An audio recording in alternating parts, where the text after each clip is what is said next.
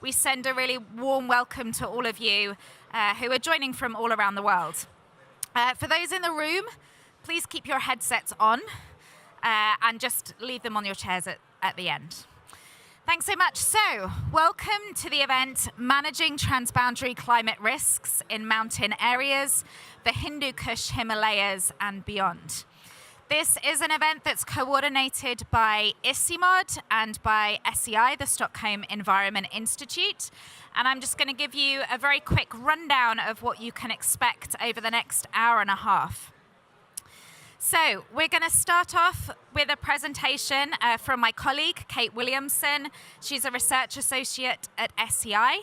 She's going to be announcing some of the key messages from a new brief that we've got, which is really aimed at parties and observers to the UNFCCC. And it identifies entry points within the UNFCCC negotiation tracks for raising transboundary climate risks and adaptation in mountain areas.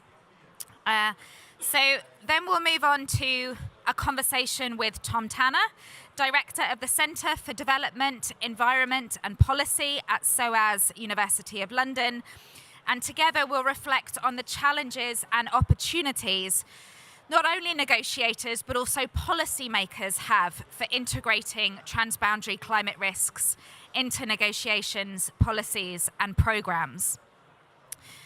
We'll then launch 2 further briefs. We've got a plethora of briefs for you today.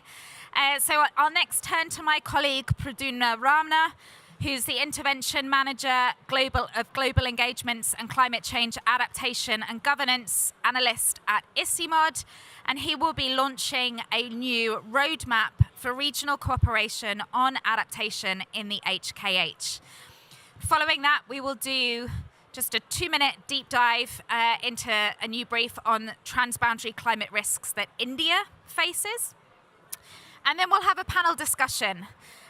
So we'll hear from representatives from across the HKH region, reflecting on the areas that we laid out in the roadmap and the actionable next steps to take this agenda forwards.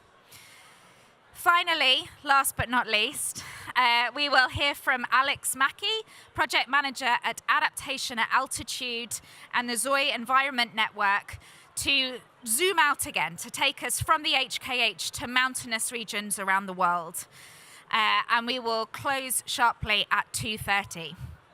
So we've got a lot to get through.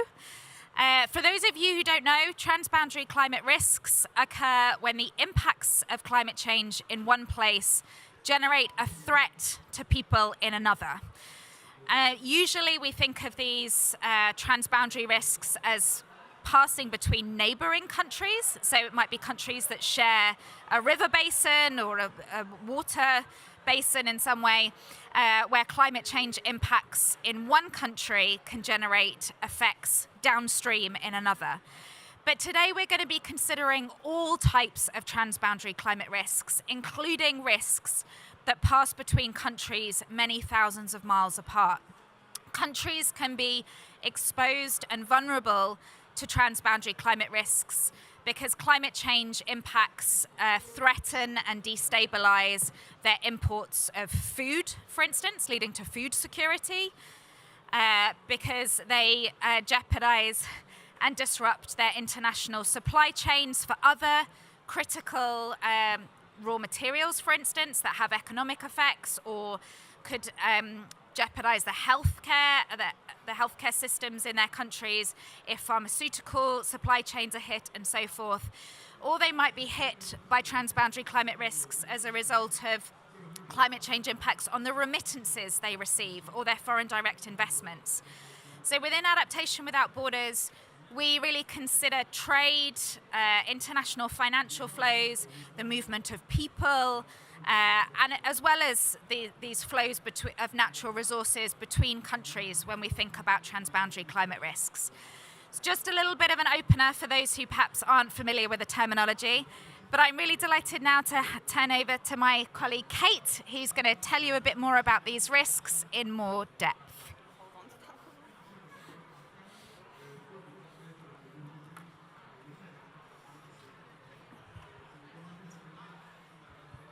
Thank you, Katie. I hope everyone can hear me okay.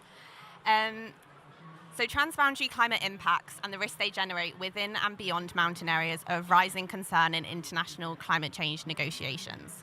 Recognizing this progress, but also opportunities to further operationalize and better account for these effects, SEI, together with ICIMOD, have produced a brief intended for parties and observers to the UN Framework Convention on Climate Change. Here we outline what transboundary climate risks are, why they matter, and their relevance for different negotiation tracks and agenda items, including proposed calls for action.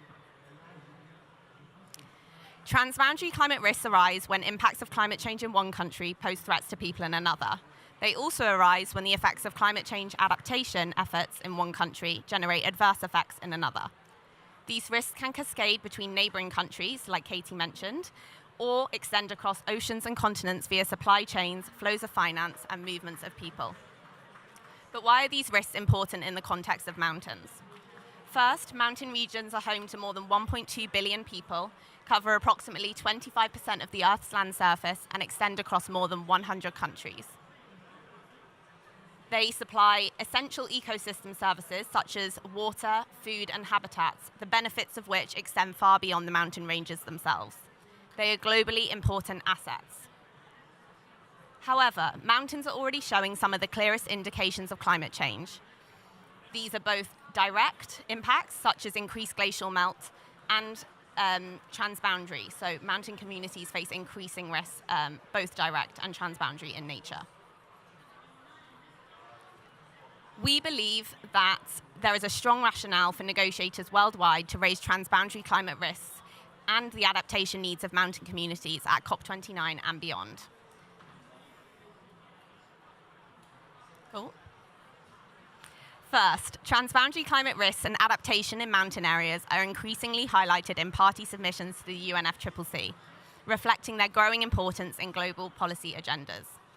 Parties have recognized the need to support efforts that strengthen global, regional, and national management of transboundary climate risks, as well as efforts that target mountain regions and the unique and increasing risks they are facing.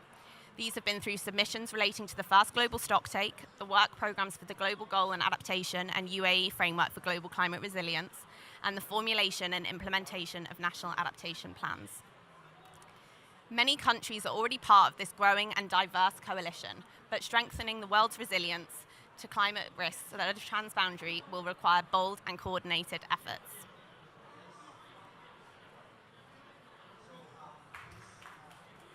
There we go. Second, transboundary climate risks and adaptation in mountain areas are gaining increasing traction on the world stage, and there is harness to momentum and advance such efforts. Both national and regional adaptation plans and strategies, including those from the African Union, the European Union, and Association of Southeast Asian Nations, are starting to recognize the need to strengthen cooperation and manage transboundary climate risks. These developments are encouraging, but it is crucial that we develop a supporting, enabling environment so that we can equip more countries with the resources and capacity to deal with these transboundary climate risks. This is why the UNFCCC negotiations are crucial. Mountains are also rising on the global climate agenda. The Nairobi Work Programme made mountains, high latitude areas, and the cryosphere priority thematic areas for 2024. Moreover, the June climate meetings convened the expert dialogue on mountains and climate change and saw the chair of SBSTA proclaim that climate change risks and impacts in mountainous ecosystems are transboundary in nature and impact downstream communities and countries. There is value in building synergy and efforts at the transboundary and regional level. Third, raising transboundary climate risks and adaptation in mountain areas in negotiations could lead to breakthroughs on otherwise intractable negotiating issues. So supporting efforts to manage transboundary climate risks would help raise adaptation ambition across scales and make adaptation more transformational. Similarly, having faced the brunt of climate change for decades, mountain areas can provide valuable lessons for mountainous and non-mountainous countries alike on how to achieve effective and systemic adaptation. Transboundary climate risks also provide further rationale for increased climate finance. Funding directed towards adapting to transboundary climate risks provides an opportunity to build resilience in many places at once with no additional cost. For example, an investment that strengthens the resilience of rice producers in China, India, and Pakistan not only can protect producers' livelihoods, but also improve food security in rice importing countries around the world. So what are the entry points to raise such issues in UNFCCC negotiation tracks? We identified 5 negotiation tracks at COP29 and beyond that represent important and appropriate entry points to raise transboundary climate risks and advance the mountain agenda. So first, the global goal on adaptation and the UAE framework for global climate resilience. We recommend that negotiators engaged in the UAE Bellum work programme account for and measure progress towards adaptation in mountain ecosystems and adaptation to transboundary climate risks in the design of indicators and metrics. To accurately and comprehensively measure progress achieved towards the targets of the UAE framework on global climate resilience, indicators should extend beyond national markers of progress and assess cooperation and resilience building efforts. They should capture progress towards protection of global public goods, such as mountain ecosystems. Without this, assessments will significantly underestimate the total risk faced by countries and fail to capture the positive contribution of local and national adaptation efforts to global resilience. We recommend that negotiators engaged in the modalities of the dialogue on implementing the first global stocktake outcomes consider findings on transboundary climate risks and adaptation in mountain areas during the implementation of outcomes in the first global stocktake, laying the ground for stronger consideration in the second.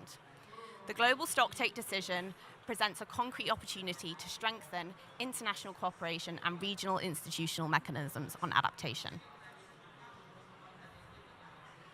Next, on planning and reporting, we recommend negotiators strengthen the integration of transboundary climate risks and recognize the global importance of adaptation in mountain ecosystems in national adaptation plan processes through updated technical guidelines, and also that they account for transboundary climate risks in nationally determined contributions, adaptation communications, and biennial transparency reports. These all represent important vehicles to capture the full range and scale of climate risks, plan responses to these risks, and report on the results, helping countries to assess whether their national adaptation programs are sufficient and effective at managing them. Together, they will also help ensure that efforts to address transboundary climate risks are recognized and accounted for in the global stocktake starting in 2026. Moving on to finance, we recommend that negotiators engage in the new collective quantified goal, long-term climate finance, and matters relating to operating entities of the financial mechanism. Encourage and enable the provision of enhanced climate finance for transboundary adaptation to build resilience to both teleconnected and regional risks that affect mountain communities. Their inclusion in decisions relating to climate finance represents a natural progression given that both transboundary climate risks and mountain ecosystems are cited in the global stocktake and the UAE framework for global climate resilience. COP29 presents an opportunity to shift international finance towards building systemic resilience that supports international cooperation. Finally, on loss and damage, we recommend that negotiators engaged in discussions on the Santiago Network and on the Loss and Damage Fund draw attention to transboundary climate risks that both create and arise from loss and damage in the criteria for funding recipients and the design of needs assessments, whilst also strengthening the evidence base of socioeconomic loss and damage in mountain regions. With the structure and funding modalities of the new Loss and Damage Fund being negotiated, there is an opportunity to ensure that funding accounts for transboundary climate risks, including those in mountainous regions. This has the potential to influence where funding is directed, given that accounting for countries' exposure to risks outside of their own borders will influence who counts as particularly vulnerable. It also influences our framing and understanding of who will benefit from loss and damage funds, given that minimized risk and impact will extend beyond any direct recipient of the funding. So I will leave it there to have some time for discussion and reflection, but please do go to our brief for some more detailed asks and recommendations. There are some copies on the reception desk, and we have a QR code here you can scan for more details. So yeah, thank you very much.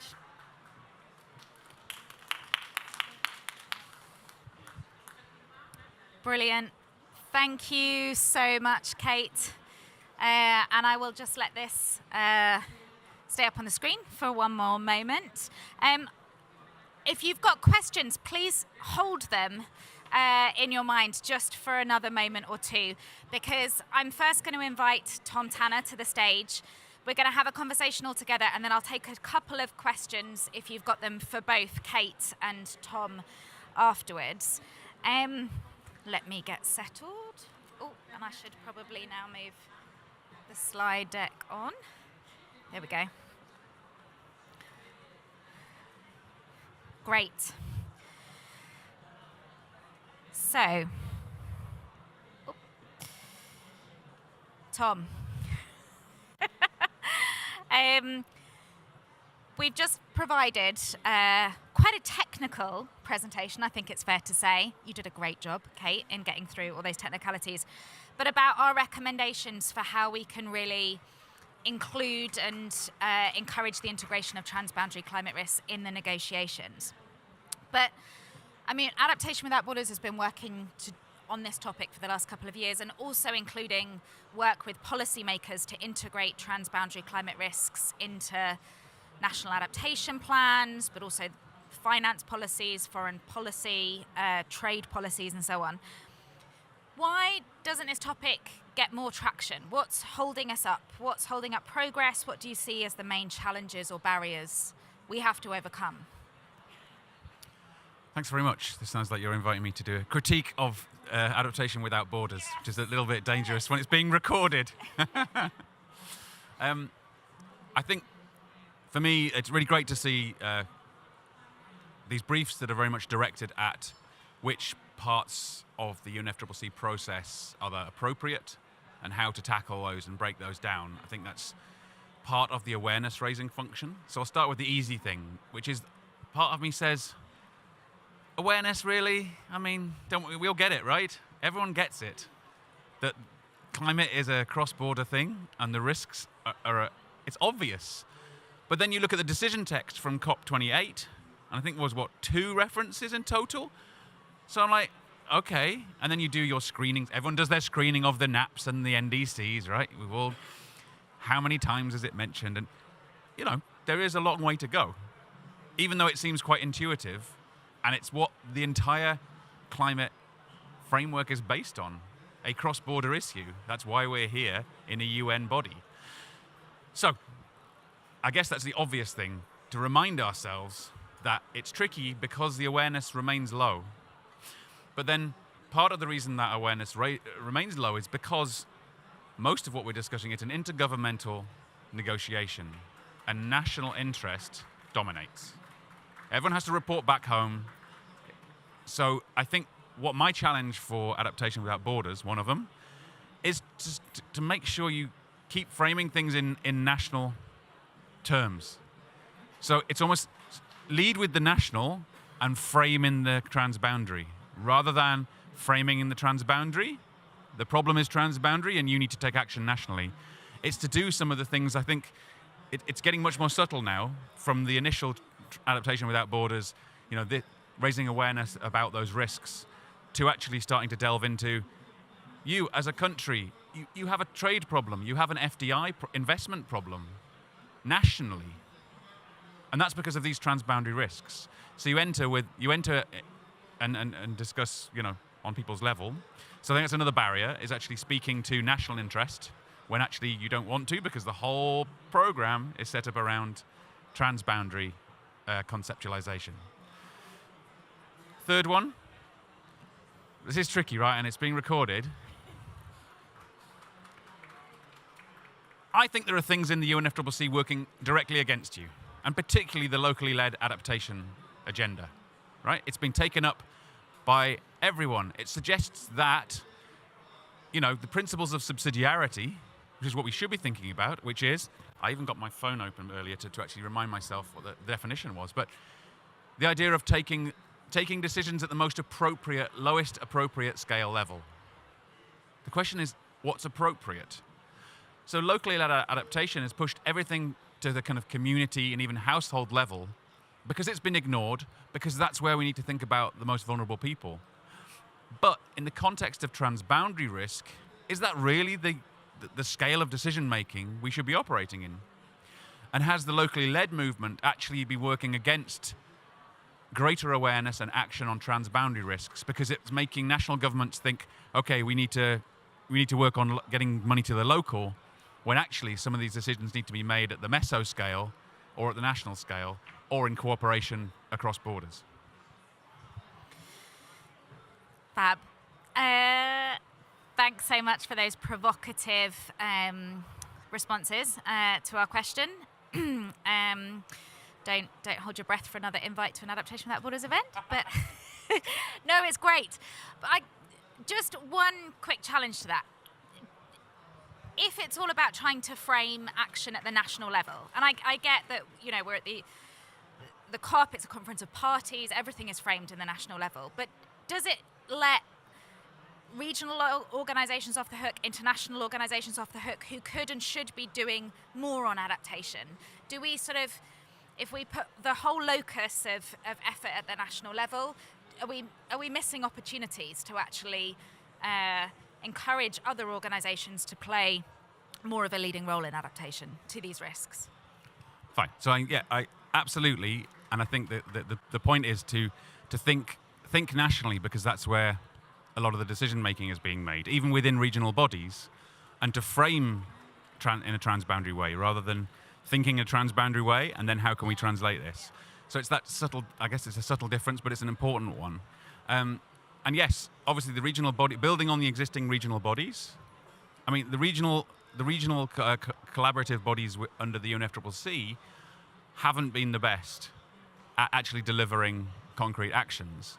And it's one of the places, I guess, to push people like the GCF to say, you have these multi-country programs. What's the evidence that you're delivering on transboundary issues through those regional projects and programs? Because I had a student looking at this recently, and it was pretty thin. It's multi-country. It's not multi-country. It's just lots of different countries doing similar things rather than working across the boundaries. Yeah. Brilliant. Thanks so much. Okay, so a lot of your research to date has focused on climate change policy and planning, anticipatory decision making, policy processes and political economy, all super relevant to the governance and management of adaptation to transboundary climate risks. So really keen to hear what you think are some of the key lessons we should harness when we think about adaptation to these sorts of long distance international risks. What sort of comes to mind, what resonates really strongly, not only the risks that cross between neighbouring countries, but also those, what we call in very geeky terms, these teleconnected risks, so those that disrupt and affect trade and finance flows. What can we learn? Thank you. And yeah, I mean, I don't know the answer, but as a professor of climate science, climate and society, I'm meant to pretend I do. So, if I knew all the answers, but pointers, definitely. I think something from our work around the political economy of climate decision-making at a national level suggests that we need to think as political economists. So we need to understand interests of different groups, but also the ideologies that are behind the way they think. So some of the work we've done has been connecting different disciplinary backgrounds. So the fact that planners think very different from water engineers. They're trained to think in different ways. Like this assumption in resilience thinking that, hey, systems thinking, that's the way. Like, some people just cannot get it. Unless they have been trained that way, it'll take a generation for people to actually understand systems thinking. So I think it's to have a more informed understanding of who are the decision makers we're targeting and in what ways do they operate. Yes, you can push people's boundaries of their understanding and their ways of working, but if you don't connect with those ways of working with a water engineer who sees everything in terms of, water, because the solution to water problems is generally water related, right? It's not, they don't think outside those kind of water engineering and water management solutions and make the connection. So in the same way, making connections with finance ministers around trade, around the role of remittances, and around these teleconnected risks to suggest that, the reason your economy didn't perform well last year was nothing to do with anything within your national boundaries. It wasn't even to do with your neighbors. We saw this, widely quoted, right? The floods in Bangkok, which shut down the car manufacturing in 2011 across the globe. And we're seeing that, in neighbors. We saw the knock-on in other South Asian countries from the Pakistan floods a few years ago. Well quantified, quite easy to communicate to ministers. But being politically savvy means having messages about, okay, so what can we do? What can you do on the basis of things that for you feel like they're far away? And that may be connecting a finance ministry with its diplomatic missions. Brilliant. Thanks so much. Lots for us to be getting on with and cracking on with there. Okay, so last question, if I may. Your research has also focused a lot on South Asia. What do you think are the prospects for stronger regional cooperation on adaptation in this area? And we'll have our panel discussion. Oh, can you hear me? Yep. We'll have our panel discussion with representatives from the HKH region in a moment. But keen to hear from your perspective, what are there existing forms of cooperation that could be drawn from? What are the next steps that you think the region would need to take to build resilience to these sort of next generation climate risks, as some have called them? Thank you. Yeah, let's leave it to the next panel in one sense. But first is build on, the regional cooperation bodies that exist. So pushing SARC to move from starting to talk about climate to actually, okay, what actions are needed to strengthen our regional economy. That's what it's there for. It's about cooperation and improving that economy. It's pretty obvious those teleconnected and neighboring country risks are more than evident, and the statistics, show that climate shocks in one have downstream and upstream impacts. So yeah, build on those. I'd be interested if there are people who've worked on the Himalayan climate adaptation program, HICAP program, to see if those emerging initiatives are getting traction with decision makers at those kind of scales, and also whether they've been seen more appropriate and taken up by people who work in, say, remittances or the mobility-related decision making, or the trade ones. Where do they have traction and why? That'd be great to hear. I think third thing, push for the COP recognition. It would be really nice to see the regional bodies or the regional groupings here actually pushing together. So it would be fantastic if you didn't have to be doing this kind of, here are areas for trying to influence COP, that you actually had, the Africa group or the Asia group, or one of the groups that actually said, we're really concerned about this, and as a group of countries, we're going to be the ones who drive this. I feel like that's what it needs. It needs one of the groupings. And then finally, scale. That's what all about. That's what the foundation for all this is about. And I think thinking intelligently about that and challenging the local agenda in the UNFCCC, because it's become so dominant. It's been taken up everywhere. It's been accepted, and there's no challenge to say, but hold on. If you want to make a catchment level decision, you don't want one farmer making that decision, and that's what you've been suggesting. That we get all the money and the power down to the local, and that's not always appropriate. And it's a tough message, but that's where we need to get. Thanks so much, Tom. Really grateful to you for coming and being the challenging voice for us this morning. Round of applause. Thanks, Tom. Okay, just before you go and sit back down, are there any quick questions? We've maybe got a couple of minutes, just if there are any questions for either Kate and myself as authors of the brief that we presented, or to Tom. Yes.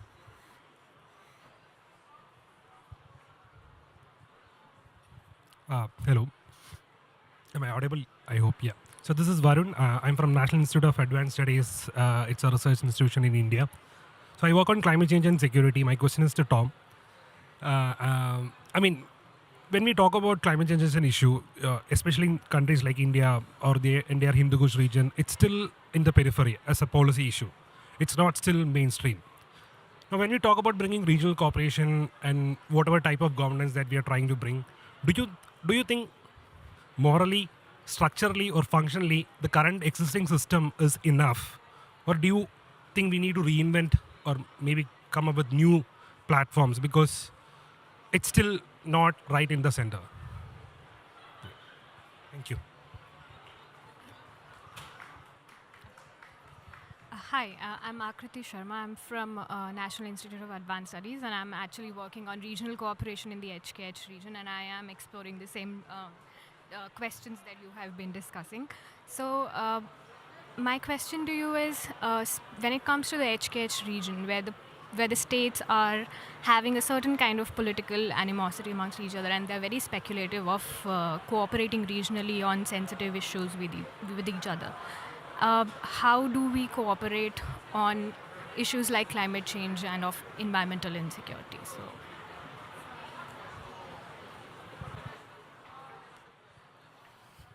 I don't have the answers, but I think it would be really, really useful to bear these questions in mind from the incredible panel we have coming. I think it's a really important thing, and I had it in my notes actually, which is about, international disputes and the fact that it's very hard to get cooperation. Just because we think climate's important in this room, we can't get cooperation on anything. And that the framings, which framings can actually improve and reduce that animosity and common causes. Which common causes have traction and which don't? What we've seen is that mobility tends to heighten tensions, right? So there's always this classic argument that you can talk about migration to lefties and immigration to right-wingers, right? But actually that tends to heighten the tension. So exactly this issue around remittance and the understanding of those flows and the value of, say, Nepali workers in India and the remittance flows going back to Nepal, that's something, where you could have more common ground and actually build. I mean, I'm being optimistic here, but you can build on things rather than you're stealing our water as the entry point. It's much harder to start to develop those common concerns, because after all, that's what cooperation relies on: common concerns and goodwill. So it's very, very tough, right? And as researchers studying those things, but I think understanding the political economy to start with, so you don't go in with something that has a history of animosity and causing the problems. And you start to develop new lines of argument and fresh lines of argument where there can be more shared concern.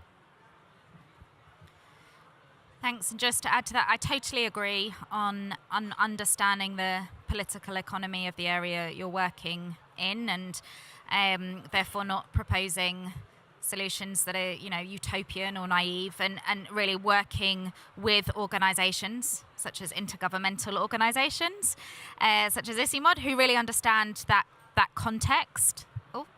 I would make two other points. Secondly, I think we need to demonstrate to countries, and this is where research can play a role, why it is in their national interest to work collectively, why it's in their national interest to cooperate on some of these issues. Do some of those cost-benefit analyses of adaptation to transboundary climate risk and make the case to them. It's not easy, but I do think we have to do that. And thirdly, I would say, go where you can sort of push on open doors in areas where perhaps cooperation is a little bit easier to achieve, but don't forget about the harder areas at the same time. And I think that leads really nicely onto our next discussion, and I'm really happy to introduce Praduna Rana from ICIMOD, who will be introducing a roadmap for regional cooperation on adaptation that hopefully provides some useful action points in that regard. Thanks a lot, Kitty. And I think, I think the discussions were quite great. Thanks, Tom, for, quite a few tough questions that, of course, kind of points you brought about, but also from the floor, the questions you brought about. That's what I think Katie briefly mentioned. Of course, we at ICIMOD have been trying to deal with these issues. And I think going towards what was mentioned also, of course, we at ICIMOD are trying to look at, kind of bridging the knowledge gaps in terms of kind of getting countries together to talk about non-contested areas, basically. So doing, assessments which have not been done at a transboundary level, and trying to, like Katie mentioned, we do need that kind of evidence base that, why, talking to each other is important, and what kind of, if we work together, how we can actually kind of improve, of course, cooperation, but also how these kind of non-traditional security risks which have not been discussed can actually, that are actually already, so kind of trying to change the narrative. But yeah, sorry, I will not take much time with that. Yeah, I'm Pradyumna, and as Katie mentioned, I'm managing, of course, global engagements for ICIMOD. That's the C and CBD. But also, yeah, I'm a climate change adaptation and governance analyst at ICIMOD. So moving forward, Katie already gave an overview. So, most of you might already be aware, just for the benefit of other region. This is the HKH region, basically. So we are basically a regional intergovernmental knowledge center working across all the way from Afghanistan to Myanmar in this watershed area, in the Himalayas, Hindu Kush Himalaya, of course. These are some of the key kind of why the region is important, not just within South Asia, but globally as well. Of course, we're the source of 10 major river systems, people living downstream, and within the region itself, there are nearly 2 billion people that depend on the resources, basically, that come from this region. It's important for biodiversity and culture as well. Having a lot of biodiversity works, hotspots, but also having more than 1,000 languages spoken across the region. And some key messages, that emerged from the work we had done with, of course, with adaptation without borders, especially with the Stockholm Environment Institute last year. Of course, this was a regional science policy dialogue which we had in Kathmandu itself. Of course, one is, of course, it's already manifesting not just everywhere. And of course, this will come out in my next slide also. Explaining what these kind of risks, what climate risks is the region facing.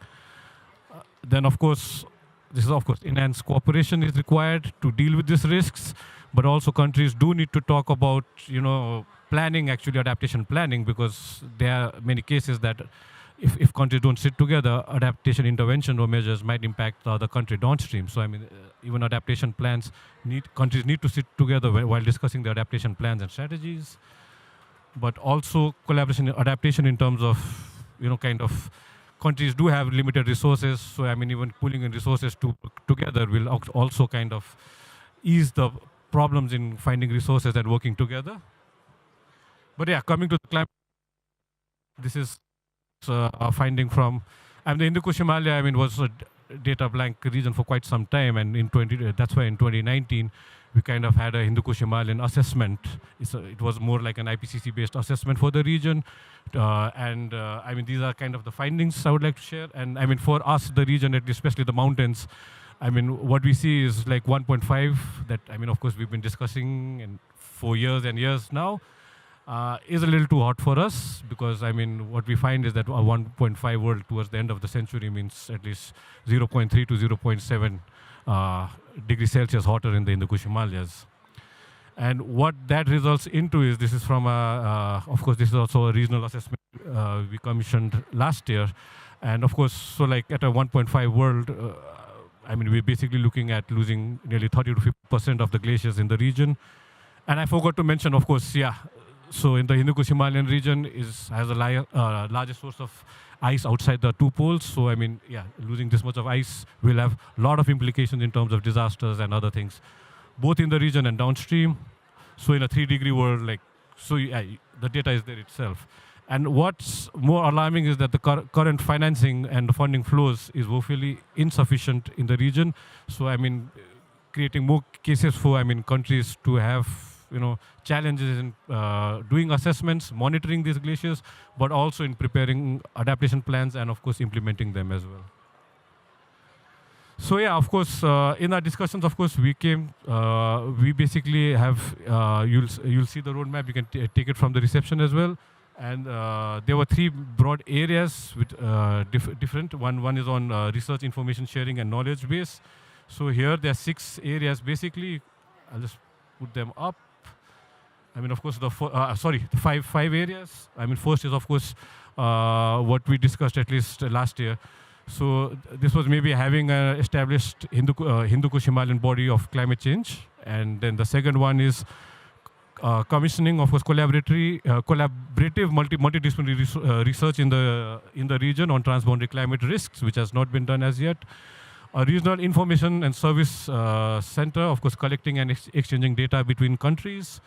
Integrating transboundary risk into national risk assessments, because right now, like it was discussed earlier also, I mean, countries do work in silos, and even the risk assessments are done at a national level or a lower scale. So kind of looking into that. Assessment of best practices and, of course, responses in building resilience to cascading and transboundary climate risks. This is also something that is required in the region. Then a roadmap in terms of policy and governance instruments. There are 4 areas. Establish a regional adaptation network and convene a regional climate summit. I mean, this is of course something that we can work with. Maybe, I mean, there are other regional institutions, but I mean, of course, it was discussed that maybe even us as ICIMOD, being a regional intergovernmental organization, we could do this. Coordinate interministerial and interdepartmental exchanges. This is again something that we are doing. So one of the, of course, I'd like to highlight here is, of course, in terms of regional cooperation, we do have a regional cooperation mechanism that we have been working on. And right now, of course, we do tend to have this regional science policy dialogue and thematic issues, which kind of feed to the ministerial meeting that we plan every 2 years. So, of course, this year also we had planned one, but we could not do it due to getting times of all the ministers. But we had a good interaction at COP on the 12th of November, where we had representation from 6 of our member countries.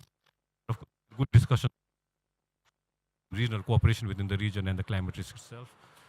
And the last one, of course, roadmap on implementation, capacity strengthening, and finance. Of course, these 3 are, of course, very important. I mean, of course, just developing an adaptation framework would not be enough. I mean, we need fundings, we need an implementation framework to have some countries talking about common risks and common priorities they want to work on, and developing common plans.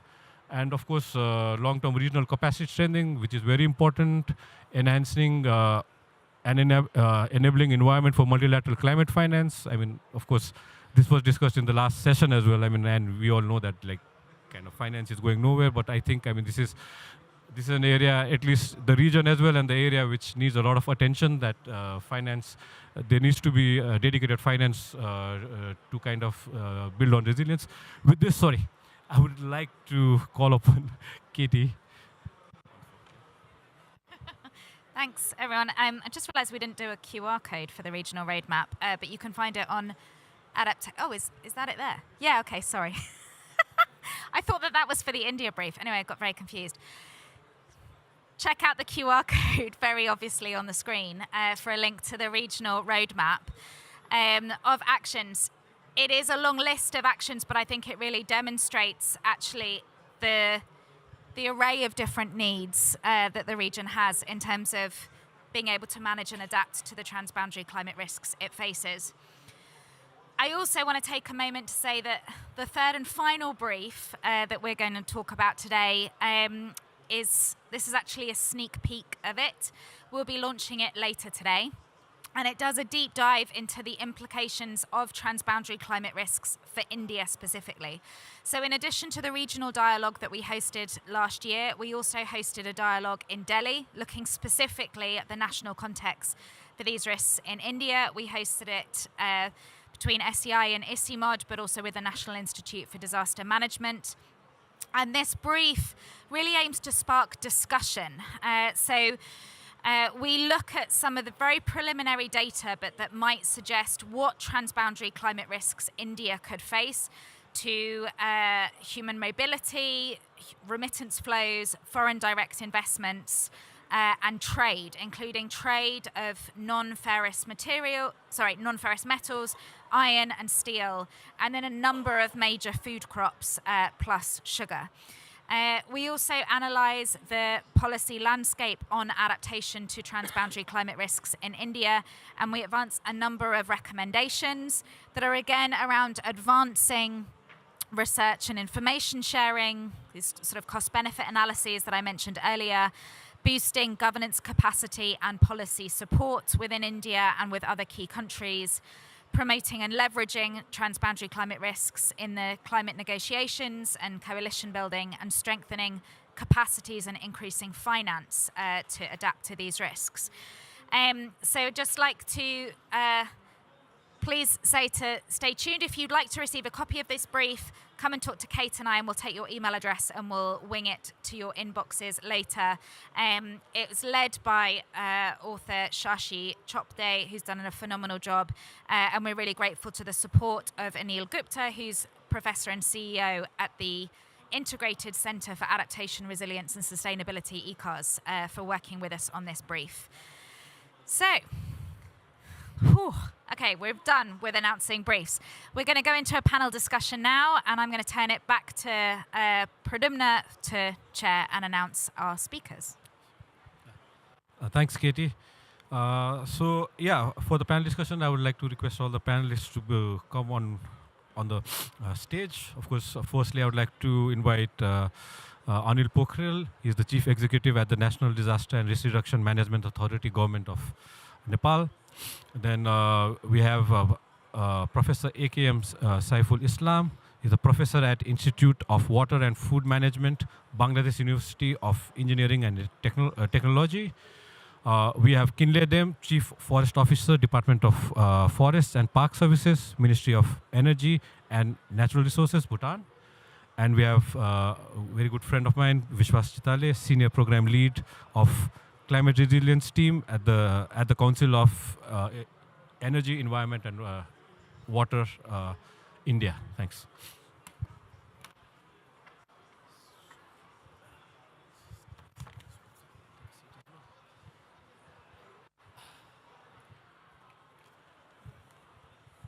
Sorry, yeah. So yeah, first of all, of course, thank you everyone for being here, especially on time. I think it's really difficult giving the negotiations and countless events that's happening, getting, of course, the panel members on time. And so thank you so much for actually taking out time and being here, of course. I think at least from all the panel members, I mean, of course, we did have some interaction with, of course, CEW, of course, last year, which Katie was mentioning. I mean, they were part of the India dialogue. So maybe I would like to start maybe with you itself, Vishwas. So, I mean, my question to you would be, I mean, of course, again, building on the interactions we had last year, I mean, and of course, given your extensive experience within the region, of course, working earlier in the region, even at ICIMOD, but also now, working more towards in CEW, I mean, that's a think tank for India, working close with the Natural Disaster Authority of India. I mean, what do you see as some of the key areas or sectors that, kind of are of importance to India, basically, I would say, in terms of transboundary and cascading climate risks? And then I think I would like to also know that, then we all would like to know, I mean, what would be some of the ways or areas where you do see, given, the sensitivities within the region itself, where cooperation can come or might be of priority for at least India? Thank you. Thank you, Pradyumna. I think you will also need. Sure, thanks.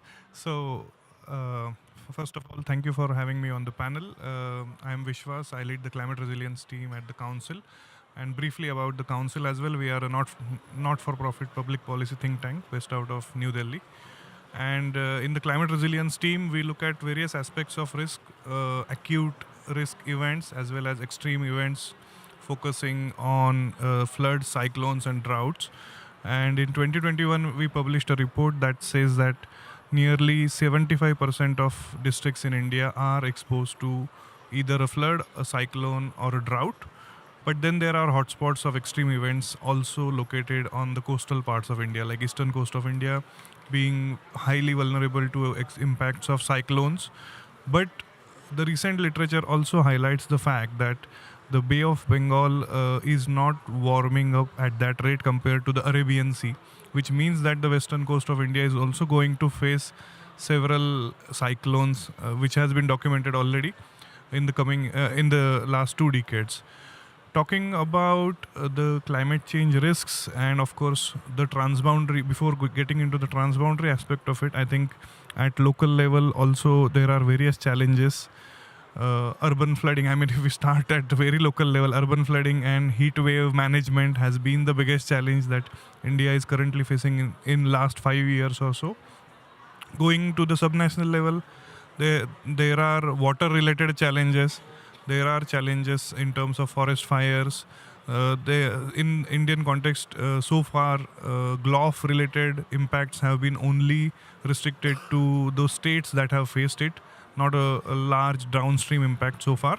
But I think if we go beyond that, then of course India shares borders with 5+ countries, and a lot of it is open border. A lot of it is ecological direct transboundary landscapes are there. So I think so far we have not seen forest fires of the scale that Canada sees. But if such kind of forest fires start occurring in the region, I think that's going to be a huge challenge, and there will be no control on the forest fires if they start spreading in the transboundary context. So we will also have to look into how transboundary cooperation mechanism can be established in order to avail certain kind of cooperation to reduce the impacts of these forest fires. And I will just add the last thing. In terms of water-related disasters, I think that's something, a very important issue that we have to look at. And especially referring to ICIMOD's report on the glacial melt, if we are going to face that level of glacial melt, I think that's going to put immense challenge in the downstream. Assam is one of the flood-affected states in India, which gets large-scale flood impacts during the monsoon and post-monsoon season. But with this glacial melt, we might expect that more and more number of states in India will start facing the impacts of floods, which is impacted by the change upstream, but the impacts are clearly seen downstream. So I think I will stop here, maybe more later. Thank you so much, Vishwas.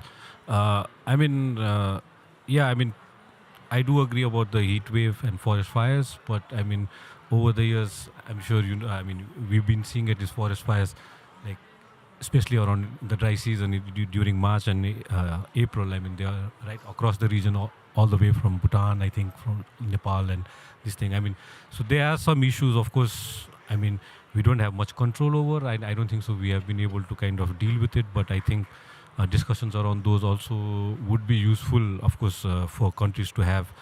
But then moving forward, I would like to now I would like to ask a question to Anilji, of course. Anilji, of course, Nepal has been facing the brunt of climate change, and I mean, just recently, of course, we've had some big flooding, especially nearly half of the country, but also Kathmandu was majorly impacted due to the 2 days rainfall that took place sometime in September, October, I think. And there was a lot of course, losses of life, people being displaced, but also a lot of damage in terms of property. So, I mean, my question to you would be, I mean, Nepal being a small country, I mean, it's between China and India, there are many instances of disasters that transcend, of course, across borders, and something I think Vishwas already mentioned about giving us example of course, Assam. But of course, there have been some documented cases of floods in the TR region of China that's kind of impacted Nepal and India both. So, what do you see as a priority sector in this regard, or priority areas for Nepal in terms of climate disaster risk reduction, and where do you see, how could cooperation in climate disaster risk reduction be achieved in the region? I mean, are there some examples that you would like to share? Yes, thank you, Pradyumnaji. But also, again, for the organizers for having me as one of those panelists, and also sharing with such a distinguished panelist over here. The September end floods was an eye-opener for us. It just happened right in the smack of the capital district. What's worrying for us is not the water. It's the debris flow that's really worrying for us, which is not accounted for, which is not measured. There are no institutions actually monitoring about it. I think this leads to my first point on we need to reconceptualize what's transboundary disasters. Until so far, we've only been thinking of water as a transboundary element of it. Thanks, Vishwas, for bringing the forest fire side of things. But what I see is what was a small event 2 years earlier in Melamchi Basin, a debris flow that started up in the mountains. There might have been a prehistoric tiny glacial lake up there, but the amount of debris flow that came out and is still hanging up there is around like 1.5 million truckloads of sediment up there. It was hailed as one of mountain event that only impacted Nepal. But if you really look into the transboundary elements of it, which is not considered, that's why I'm raising this transboundary reconceptualization, is that the sediment that's come down, the year 2 onwards, it started kind of again shifting the Kosi River westwards. And so we've lost quite an amount of assets, not on that very year. The damage in the initial year was in Melamchi itself. Year 2 onwards, it was Belaka, the bordering district between Nepal and Bihar. And so what's really worrying is the sediment doesn't sit over there. It flows downstream. So the embankments in the Bihar region of India is now weakened just because the riverbed had aggregated so much high. And so that's why, again, thinking of, again, transboundary impacts needs to be really reconceptualized in the especially in the mountain Himalayan kingdoms such as, it's so difficult actually, hearing you all as well, but also speaking. So we really need to reconceptualize it. Thanks for bringing the forest fire issues. So the issue has issues from an NDMA perspective, which I had, is how do you, again, create an institution that has the mandate to monitor sediment load, debris. No one quantifies this all across South Asia. I think that's what I would like to take it. So if we really are able to quantify it, have a discourse around it, perhaps we'd then be able to understand transboundary loss and damage issues, not only adaptation actually, again, how do you look at, again, averting some of these loss and damage related to these kind of debris flow, related to these kind of GLOF events, or even for forest fires. We've been lucky for the last 4-5 years because again, thanks to God, we say back home, again, there's this rainfall that happened in the middle of nowhere. And so that's how we are saved. But again, addressing such forest fires, not only in March, April, and May, but what's happening is I've been seeing an increasing trend of forest fires even during the middle of winter, December and January, up in the mountains, 5,000 meters high. We have no capacity to go and douse those fires up in those areas. Perhaps the only way for us is to perhaps look at aerosols, look at helicopters with all the set of equipments. Nepal doesn't have that capacity to address these forest fires. It's a global common good. It's a transboundary risk. The reason is being the forest growth is super slow.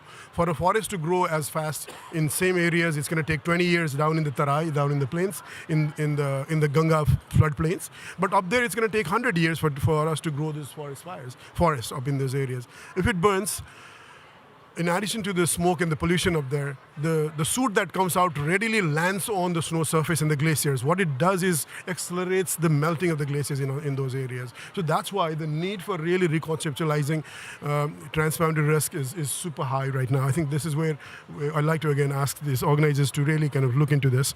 So what it does is then really helps us, especially when it comes to, again, our discussion and discourses around especially addressing this, the understanding on transboundary loss and damage. Now, what we're trying to work out with ICIMOD, NDRMA, my office, is to really get the metrics right, get the assessments being done, risk assessments in terms of looking at the climate change scenarios, but not limiting ourselves only on understanding the hazard side of glacier risks. But how do you also account for exposed assets? How do you also account for the human vulnerability side of things? Our risk assessments in the past are not human-centric at all. Like, they don't talk about people. They only talk about hazards, the size of the lakes, and this much quantity of such and such things, only about the hazard side sides. This massively needs to kind of sift, especially to take into the human dimensions of it. So if we're able to get these two things right, the conceptualization and the understanding of transboundary risk, we'd be then able to really look into, again, how could we then use this knowledge to understand what are the transboundary adaptation, what are the transboundary loss and damage things. This will lead us, again, to a big question is, again, will countries like Nepal or like India alone be able to answer it? Perhaps no. In the case of Nepal, again, we have thousands of glacial lakes. I have perhaps hardly like 50 climate scientists working, especially on the glaciology, not even 50, I guess. I can't send these people. Perhaps sending these people to NASA would have been much easier than me sending these people up in those areas for logistic reasons. They might die, and we've lost a couple of our scientists because of, again, high altitude, but also the logistics. They might be eaten up by a snow leopard up there. How could I even do it? That's the kind of challenges that I confronted with. So it needs, again, like satellite-based imageries, not those toys like what I call the drones, but really high-capacity kind of drones with analytical skills, analytical capacities in those areas. We've been much talking about drones, but not these are required to really cover larger swaths of those areas. Could not only do initial risk assessments, but also perhaps look into monitoring risk over time. And so this is exactly what happened. Again, a very tiny lake up in the close to Mount Everest region burst just recently in August. That led to, again, wiping out communities in Thame, in these areas. So a tiny lake such as, even of a size of a small Olympic pool could really create this kind of risk. Imagine what happens if a lake as big as 200 times that particular size would have kind of bursted out. And these are in the verge of being collapsed. So the need for, again, joint collaborations with international institutions, with, again, regional institutions to really look into this issue is important. The fourth one that I want to bring is, again, we've lost, again, during just these 2 days of floods, 44 breezes. Again, that would connect most of our communities downstream to India. And so, again, I don't have resources. Ministry of Finance, the size of country of like Nepal and its economy, doesn't have the resources and wherewithals to reconstruct those 40. And if I really take into account the entire monsoon season, 70 plus breezes have been wiped out this year alone. And so the resources requirement are super high. So how do we really look into, again, designing resilient infrastructures such as breezes and roads? How do you really rethink roads in the mountains? How do you but also look into the resilient systems, resilient infrastructures in such mountain environments that are also landlocked? Nepal, Bhutan as examples being point. And so this is where the need to collaborate, network with international partners, but also with regional partners is the fifth thing that I want to say. So these are 5 priorities that I would like to kind of postulate as we go ahead. Thank you. Thank you so much, Anilji, and thank you so much for also bringing the elements of course, finding out about debris flows and things like that. I know those are some areas which lack kind of research in the region. But also, not just on your points, but also coming back, I mean, there are some issues, I think, that's where these assessments and understanding needs to be improved within the region, I think, because we talk, I mean, Viswas, you mentioned about, of course, heat waves, but then heat waves, what implication does it have in food systems and how does it impact other countries, maybe bordering or other areas or other parts of the world. So, I mean, those kind of, I think, research and assessment, at least within the region, is lacking, and I think we're still struggling on, issues to do with disasters and also to kind of, but those are important issues and that they are already impacting us all, and I think those are some issues we need to work on. Now, moving on, I would like to, of course, ask a question to Kinleji, and of course, I mean, for Bhutan, I mean, being from Bhutan, of course, it's a carbon neutral country, we all know. I mean, not much in terms of, kind of emissions that you're contributing to, but then, of course, Bhutan is facing the brunt of climate change as well. So, I mean, you are facing a lot of challenges from, climate risks of course, at a national level, but also transboundary climate risks. I mean, Bhutan is, one of the biggest sectors is, of course, is hydropower, which is an energy sector. So, I mean, my question to you would be is, what are, other sectors, including energy, that are of concern and priority for Bhutan in terms of transboundary climate risks, and what are the areas where you see bilateral or transboundary or regional cooperation in building resilience to these risks? Thanks. Thank you. I think it's really good to be here. I was thinking, like, when you were talking about climate change, I was just thinking, like, when did I first hear about that and when did I first experience it? So I just went back to 1994, a very, like, rainy morning in 1994, October 1994. I just look out of my window. Like, for those who have been to Bhutan, I'm from Bajo, Ongdiforong. It is on the bank of one of the biggest river system in Bhutan, Punachangchu. So I just got up and, like, looked through my window. The river was muddy. It has become so big. I could just sit down. Like, people were going here and there. But my mother forced me to go to school. I was really upset that day. Not because of anything, but because half of my friends didn't turn up to school. They live on the other side of the river. My teachers were not there. And then, like, because of the risks of the flood bursting, like glacial lake bursts, I could never learn how to swim. Because in Buddhism, we have these five elements, and I'm a fire element, and my mother was superstitious that the lake will burst one day and you'll be like drowned. You'll drown in the river, so you don't go near the river. But like that were like small problems as a kid. But when I grew up, I look at it like differently. A lot of when I read about the incidents back then, a lot of floods, houses were like washed away, people were killed. A lot had happened. But for me, at that time, it was just a small incident.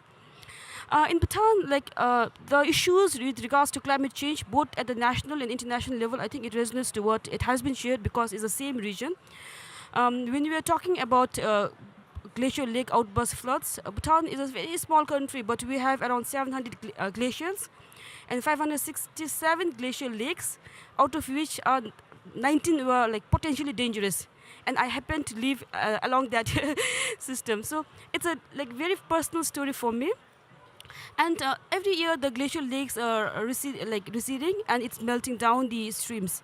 And there are a lot of impact of that on other sectors, like you mentioned, the forest sector, forest fire, pest and disease.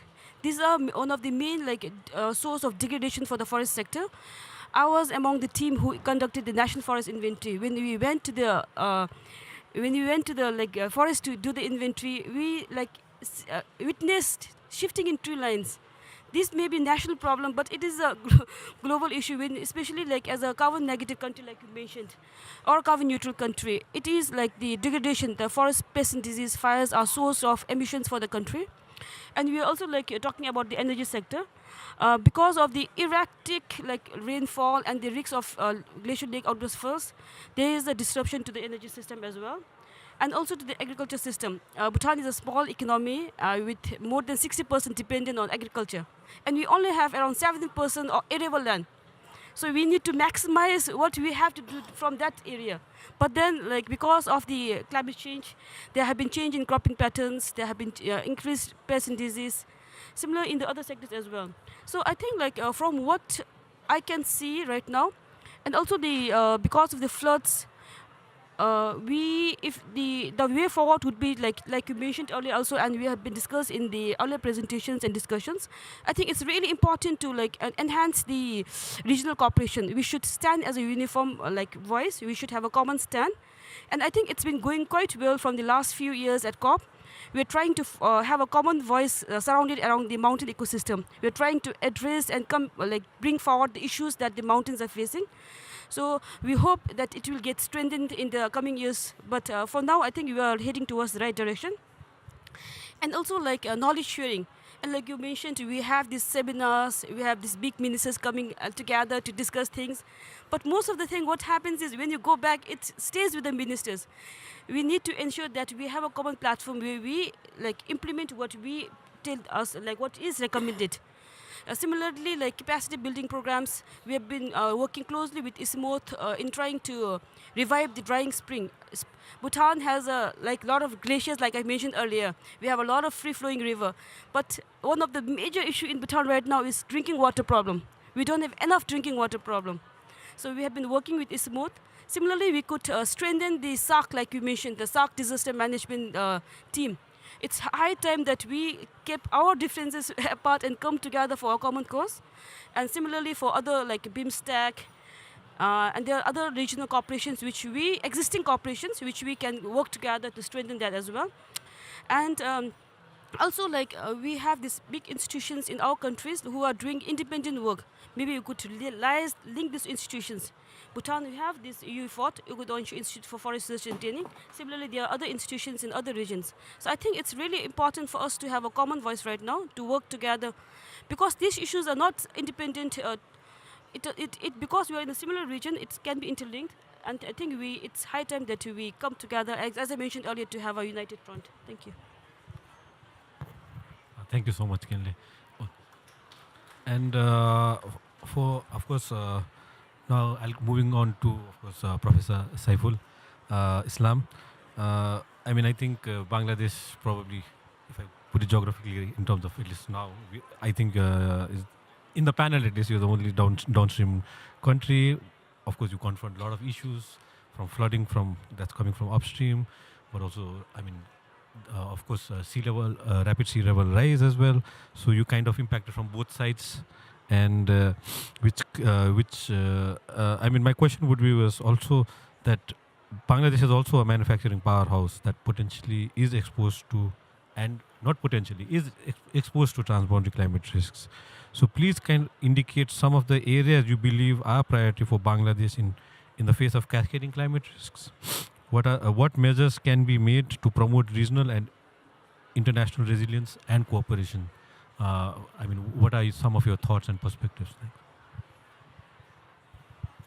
Thank you, for your very nice panel.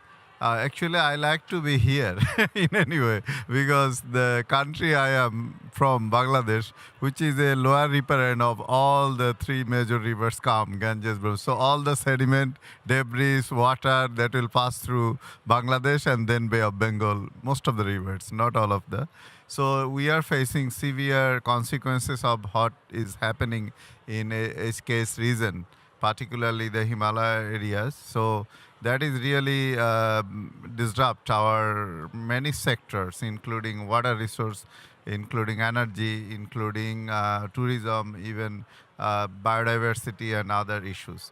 I'm fortunate or unfortunate, I don't know. In the 27th of the event, in the 27th of September event of severe unprecedented flash flood. At that time, I was in ICIMOD attending multi-hazard risk assessment workshop and with a team from different university. And there was a serious waterlogging.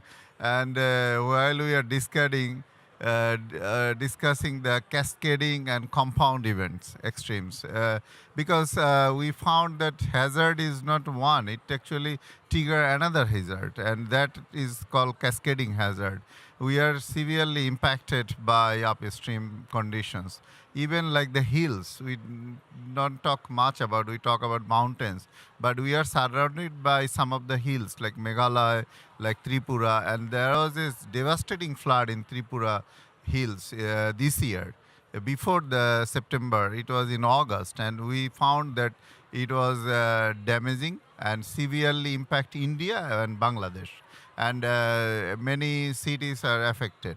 I like to mention that we are talking about transboundary adaptation and also real-time data sharing in the transboundary river, which is extremely important. I saw the presentation of the CAT in the morning, but I also get opportunity to go to the meeting rooms in the text documents what we are writing. And many point that you are like to brought up into the negotiation or into the documentation. It is a huge challenge, because if any country doesn't like a single word, for example, I was supporting the word transboundary real-time data sharing. Some country doesn't like it, and at the end of the last document, it was actually opted out from that document. So which we feel is extremely important. What this here in the side events we are talking should be go to the area of decisions and documentation. And I like to share, as you mentioned, that Bangladesh is manufacturing hub. Ready-made garments is one of them, is very important for our economy. That is impacted because of this natural disaster. In the lower part of the, actually, this delta, we are facing sea level rise.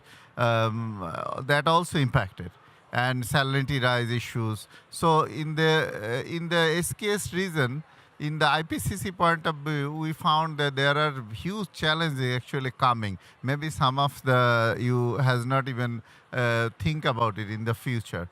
Like a mountain 0 point freezing elevation will be changed. Snow already reduction. Glacier is already, there is a huge projection that by 2050, many areas lost glacier, and that will actually impacted the dry season flow, which we call environmental flow of the river.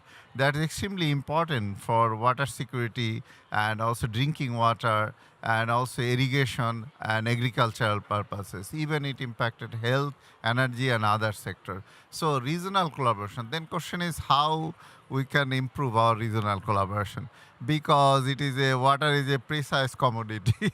Nobody wants to share much because everybody thought they are part of the segment of the river, they can use it.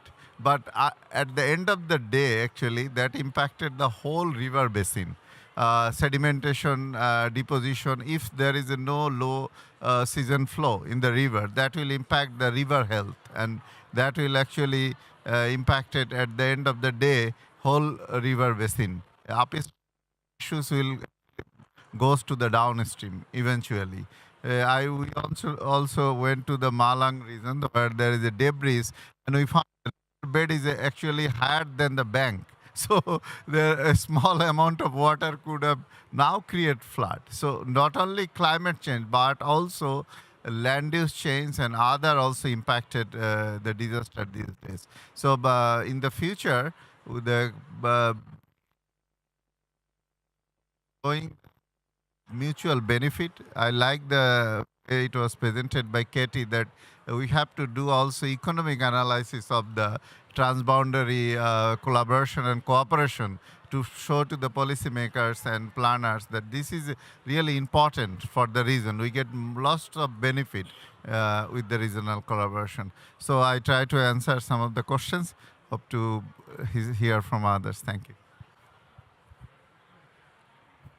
Thank you so much, Professor. And I mean, I completely agree. I mean, what Katie also had, like you mentioned, and I think that is the entire problem. I mean, we don't, in the region, we have kind of still a limited understanding of, these transboundary issues, how it affects one another. And of course, we don't, as countries, we don't usually sit together when we are making adaptation plans and strategies. With this, I mean, of course, those are the questions from my side. But then, though we are running out of time, we would like to open the floor for maybe one or two quick questions from the audience.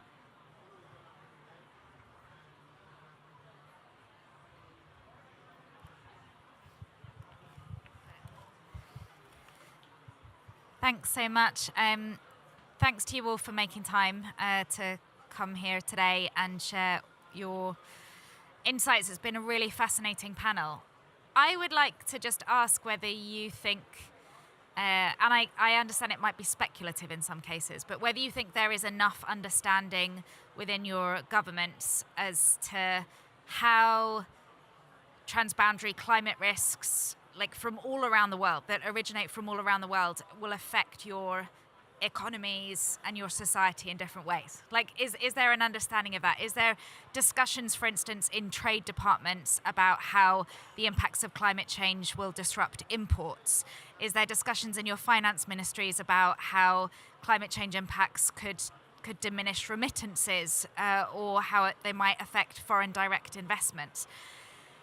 Do you see it being discussed across these different ministries? And if not, I mean, of course, we have a job to do in terms of then producing that information and showing those cost-benefit analyses. But what more is there that we could and should be doing? I don't know if there's any other questions. Thank you. This is Ashik Iqbal from Bangladesh. Actually, being from Bangladesh, I would like to ask about the topic my professor had mentioned about the transboundary data sharing. I know that there is a lot of issues and a lot of discussion need to be settled with the government parts. But do you think that we have people from India, Nepal? So is it possible that from maybe scientific organization collaboration, it's possible to have the data sharing, some kind of projects that can have transboundary data sharing? Is it possible? Thank you. Yeah, it was, yeah. To upstream. Sure, yeah, thanks. So, I mean, in fact, when Katie raised the question, I was going to share a couple of examples. We have developed a physical risk assessment framework for Indian industry. And that's when we were looking into how the industry gets impacted by these teleconnected risks, no, you were talking about in the earlier session. So just reflecting on that, I mean, if all of us know about Panama Canal drought that reduced the number of ships from 38 in 2022 to 24 in 2023. So due to that, a lot of raw material, a lot of trade got impacted, and India, of course, was one of the countries that got impacted by it. Similar, I mean, this is more about intercontinental risks. But similar to that, also, we looked at a very interesting case from Taiwan, where the semiconductor industry got hit because of drought in Taiwan, and then the government had to decide between whether they allow the water to be used for agriculture production or to divert it to the semiconductor industry. And of course, they chose it to give it to semiconductor industry. Because of that, there was 75,000 million hectares of crop loss that Taiwan faced. So, I mean, these are some of the case studies that we looked at, how it impacts the Indian industry, and that's just one of the ways to look at it. And in the physical risk assessment framework, we have tried to add these examples and also have made a point that it's not only about within India risks, but it's also about teleconnected risks. And I will just add one point. So when, I think this mountain agenda for HKH is very important, and especially focusing on transboundary risks. I think so when we began with adaptation, I think we were focused more on national. Then we looked into subnational, and then as he mentioned, LLA has probably been the highlight of adaptation because the risks are very local and the action also happens at local level. But if we have gone down up to the micro scale adaptation, I think also we have to add one more layer in the adaptation matrix, and that's for transboundary and risks, which will highlight such how the countries can be prepared in order to adapt to that. I think there is a need for research in that direction for regional as well as global risks. Then only the countries will be able to assess what kind of risks relate to them and what are the ways they can adapt to it. Yeah, but to Ashik's point, yes, I think I'm very much a fan of a regional data sharing mechanism. For that, also in the mountain agenda itself, I think we will have to include something like a regional action plan, and this could be one of the points of highlight. Putting it in terms of early warnings mechanism, because I think that's what is the main output also under Sendai framework that countries have to report on. And if it becomes like a regional early warning mechanism, I think CBFUS has been there for a while now, community-based flood early warning systems, which informs upstream, downstream communities. But such regional early warning systems is the need of the hour now, which can help also the data sharing mechanism, but which can also definitely avoid the losses that we are currently facing.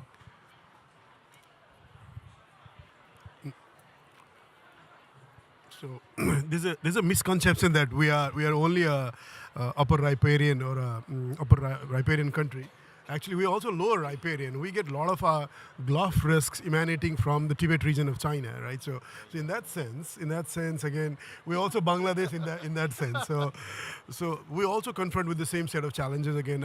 If we could get a better data, timely data from Tibet region of China, we could perhaps save more lives, especially when it comes to Gulf risk. But as Tom really kind of again touched upon this issue, I think if you really compare the countries in South Asia, I guess Nepal has the most progressive data sharing policy our data are all open. You could literally walk into our office, the ICIMOD office, Nepali, non-Nepalis, you're allowed to buy that data. There's a minor fee. I don't think that thing does exist within China or even India or even Bangladesh. So I think this is where countries within South Asia could learn from the Nepali experience. But what I'd also say is, I'm being controversial out here, right? I head Nepal's government agency, National Disaster Risk Reduction Management Authority. But my suggestion is, don't harp on data right away. Don't harp on asking for data right away. What I could benefit, what NDRMA, my country could benefit, is knowledge on the risks. Knowledge on, again, what would happen if such a size of a lake would burst in somewhere region of Tibet. Let's start with that. Harping on data it takes you to a stalemate. It's like negotiations. When you confront with, again, even a comma and a but and an and, it stalls for a year. If you start harping on a data, you're going to lose 10 years, right? Don't get that pathway. What we are working, and this is a case example that we're working with government of China, is how do we start collaborating around, again, event sharing, about knowledge sharing, around risk information, sharing between academicians, sharing between academic institutions, between NDMAs and between our respective governments. I think that should be the pathway. I'm being controversial, I'm going to say this, but this is a direction that we should all follow it, right? Number one. Number two, on Katie's question is, again, at least I don't know of other countries around the region, but everyone within Nepal says that, again, if whenever there's a flood and a landslide, they would attribute clearly to a global problem. It's climate change, right? No matter if it's a small variability in this country, everyone would tag along that it's a climate change. The newspaper would see that. What we've tried to do is, for the first time in our case, again, we tried to, again, look at the climate attribution side, the science behind it. And so the world weather attribution has been able to help us, especially for the September 28 floods, 28-29 floods, that, again, here's the scientific evidence for us to, again, say that this was induced by climate change. And so the 10% extra rainfall that we got this year because of this 1.3 degrees rise is very clearly attributable. Now, for us, again, how do you take it into, again, perhaps the sectoral issue or the sectoral thing might be of less catchy, at least for my country. But what might be really good is again, this week also coincides with Nepal hydropower selling to Bangladesh, right?